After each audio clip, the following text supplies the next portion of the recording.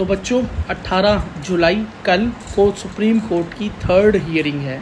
और उस हियरिंग के अंदर ये बात ज़रूर क्लियर हो जाएगी कि अब बच्चों के लिए नेक्स्ट स्टेप क्या रहने वाला है। इस बात की पूरी उम्मीद है, ठीक है, क्योंकि एनटीए ने अपना जो बेटा जितने भी उनसे एविडेंस वगैरह मांगे गए थे, रिपोर्ट्स मांगी गई थी, वो उन्होंने सुप्रीम कोर्ट में सबमिट कर दी थी with the help of IIT Madras. ये 2nd हियरिंग के अंदर आपने देख लिया था। सीबीआई से ये रिपोर्ट मांगी गई थी कि मास लीक हुआ है या नहीं हुआ, लीक से कितने इम्पैक्ट हुआ है, सोशल मीडिया पर सर्कुलेट हुआ है वीडियो या पेपर या नहीं, ऑफलाइन सर्कुलेट हुआ या नहीं, और उस लीक से क्या इम्पैक्ट पड़ा है इस बार की कट ऑफ पर, उन सब के ऊपर एक रिपोर्ट मांगी थी। एनटीए ने तो आपको पता ही है कि पूरी तरीके से डिनाई कर दिया, और आईआईटी मद्रास की रिपोर्ट भी यही बताती है कि कोई डिले नहीं हुआ, कोई भी नीट मास लीक हुआ ही नहीं, और ऑनलाइन तो वो सर्कुलेट हुआ ही नहीं, व्हाट्सएप पर या टेलीग्राम पर इस तरह से कहीं लीक नहीं हुआ। ये उन्होंने एविडेंशली प्रूव कर दिया, और ये भी उन्होंने प्रूव कर दिया कि किसी भी तरीके से नीट की कट ऑफ में इस नीट पेपर लीक का कोई हाथ नहीं था। पेपर सीबीआई ने जो रिपोर्ट सबमिट की है उसके अकॉर्डिंग भी पेपर मास लीक नहीं हुआ है, ऑनलाइन उसका कोई लीक नहीं हुआ है, और वो पेपर जो है बिहार के अंदर ऑफलाइन लीक हुआ है, जो भी बहुत छोटे रीजन में हुआ है, ये सीबीआई का भी कहना है। तो ये दोनों दलीलें ये बताती हैं कि पेपर मास लीक नहीं हुआ, और अगर पेपर मास लीक नहीं हुआ है तो सुप्रीम कोर्ट की जो कंडीशन थी कि रीनीट इसी कंडीशन में हो सकता है अगर पेपर मास लेवल पर लीक हुआ हो, और उसका इस राइजिंग कट ऑफ पर, जो इतनी राइज कट ऑफ है, इतनी बड़ी कट ऑफ, इतनी हाई कट ऑफ है, वो इस नीट पेपर लीक की वजह से कहीं ना कहीं हुई है। तो ये रीज़न देना था सुप्रीम कोर्ट को, जो कि सीबीआई देने में असमर्थ रही, या शायद उनको कोई एविडेंस मिला नहीं, और एनटीए तो शुरू से ही डिनाई कर रहा था, तो वो तो क्यों ही इस बात को मानेगा। और आईआईटी मद्रास की जो रिपोर्ट है वो पूरी तरीके से उनका समर्थन कर रही है। लेकिन बेटा जो पुलिस इन्वेस्टिगेशन है, और जो बिहार पुलिस की तरफ से की गई इतनी सारी गिरफ्तारियां हैं, और भारत भर में इतने लोग कैच किए गए हैं, अगर वो भारत के अलग अलग कोने से लोग पकड़े जा रहे हैं, तो ये कह पाना कि सिर्फ बिहार और पटना के अंदर ही वो छोटा सा पेपर लीक हुआ था, कुछ ही बच्चों के हाथ में वो पेपर पहुंच पाया है, तो ये थोड़ा सा डाइजेस्ट करना थोड़ा सा मुश्किल हो रहा है। लेकिन ये बात अब सुनवाई जो है रीनीट की तरफ ना जाते हुए काउंसलिंग की तरफ प्रोसीड हो जाएगी, और अगर बेटा मास पेपर लीक वहाँ पर प्रूफ नहीं होता है, जो कि लग नहीं रहा है कि होगा अब, तो आपकी काउंसलिंग इसी कट ऑफ पर होगी। मतलब जो ये हाई कट ऑफ है, इसी कट ऑफ पर आपकी इस बार की आयुष काउंसलिंग, एमबीबीएस काउंसलिंग, मतलब AA, CCC काउंसलिंग एंड आपकी MCC काउंसलिंग इन्हीं नंबर के बेसिस पे होगी। अब उसके बाद भी सुप्रीम कोर्ट से हमारी क्या उम्मीदें हैं, वो एक बार मैं आपको बताता हूँ। पहली चीज़ कि एक तो बच्चों को अब क्लियर गाइडेंस मिल जाए कि रीनीट होने वाला है या नहीं, काउंसलिंग होने वाली है या नहीं,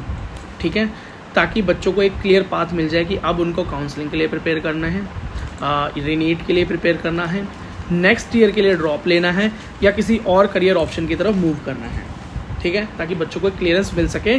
बहुत टाइम हो चुका है बच्चों को और उनके पेरेंट्स को भटकते भटकते परेशान होते होते, ठीक है, क्योंकि बच्चे जो 12th फ्रेशर्स आए हैं वो CUT का एग्ज़ाम भी उन्होंने दिया था, और वहाँ CUT के अंदर भी NTA क्या कर रहा है वो आपसे छुपी हुई बात तो है, वहाँ भी बच्चे इस टाइम बहुत परेशान हैं। सेकेंड, नीट एग्ज़ाम में अगली बार से इस तरह की धांधलियाँ ना हों, बच्चों को इस तरह की परेशानियों को झेलना ना पड़े, उसके लिए कोई ना कोई स्ट्रिक्ट लॉ सुप्रीम कोर्ट बना दे। थर्ड, जितने भी लोग इस छोटे लेवल पर भी अगर मान रहा है ना सीबीआई और एनटीए की हाँ भाई बिहार में एक जगह पे हुआ था, तो उसके अंदर इन्वॉल्व लोग, उस प्रिंटिंग प्रेस से जहाँ से पेपर निकला वो लोग, एनटीए के कोई ऑफिशियल्स वो लोग, जो कैंडिडेट उसके अंदर इन्वॉल्व थे उनके पेरेंट्स, उन सबको कम से कम उनकी सज़ा ज़रूर मिलनी चाहिए, उनको उनके किए की सज़ा ज़रूर मिलनी चाहिए। एक एग्जाम्पल ज़रूर सेट हो जाना चाहिए कि अगली बार अगर आप इस तरह की चीज़ों के अंदर इन्वॉल्व मिले तो ये हो सकता है करियर में आपको इतने कॉन्सिक्वेंसेस झेलने पड़ सकते हैं, ठीक है। और जो बच्चा है, मैं तो यही कहा था कि बच्चों को जेल कर दो, क्योंकि हो सकता है कि पेरेंट्स की मोटिवेशन हो पीछे,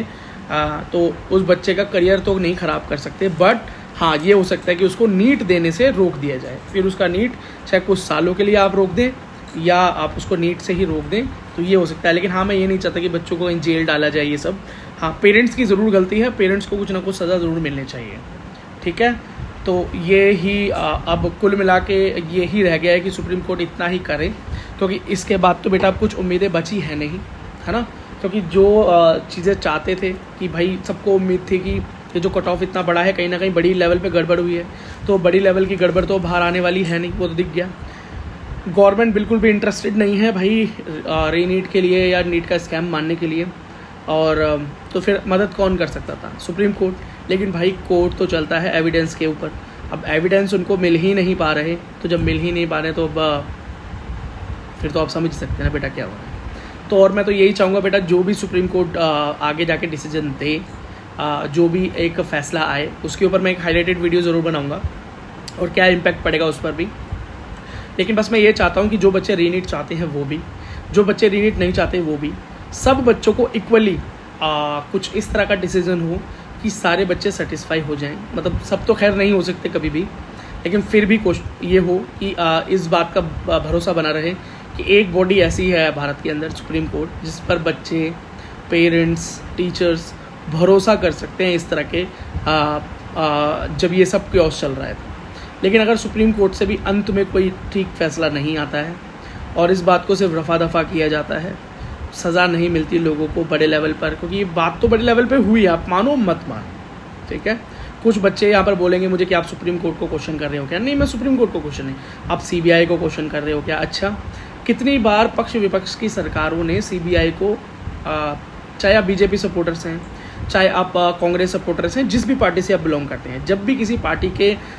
किसी लीडर के ऊपर कोई एक्शन होता है सीबीआई का, तो वो यही बोलती है कि सीबीआई सेंट्रल गवर्नमेंट के इशारों पर चल रही है। इससे पहले ये बात बीजेपी बोला करती थी, अब ये बात कांग्रेस या अदर पार्टीज बोलती हैं। तो उनकी बातें ठीक है, या मैं सीबीआई को पूरी तरीके से गलत नहीं बोल रहा हूँ, ठीक है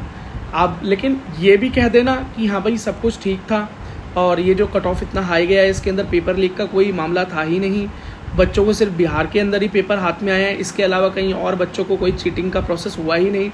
तो बेटा ये झूठ है। OMR मतलब बहुत तरीके की चीटिंग स्किल्स हुई हैं। अब ये बहुत बड़ा सिस्टम है बेटा, है ना। अब पीछे बैकग्राउंड में कई चीज़ चलती है, मैं ज़्यादा कुछ बोल नहीं सकता, क्योंकि देखो बच्चे जो हैं प्रशंसा भी करते हैं तो गालियाँ भी देते हैं, है ना। चलो ठीक है बच्चों, मिलते हैं आपसे कल सुनवाई के बाद। सुनवाई शायद कल 12 बजे के आसपास होना शुरू हो जाए। पिछली बार 2 बज गए थे, लेकिन कल जो है सुनवाई मतलब जल्दी लगा हुआ है आइटम, तो जल्दी सुनवाई हो जाएगी। जैसे भी होगी मैं आपको एक हाईलाइटेड वीडियो लाकर दे दूंगा, जिसके अंदर पॉइंट टू पॉइंट डिस्कशन होगा, इधर उधर की बातें नहीं होंगी, पॉइंट टू पॉइंट डिस्कशन होगा। ऑल द वेरी बेस्ट आप सबको भी,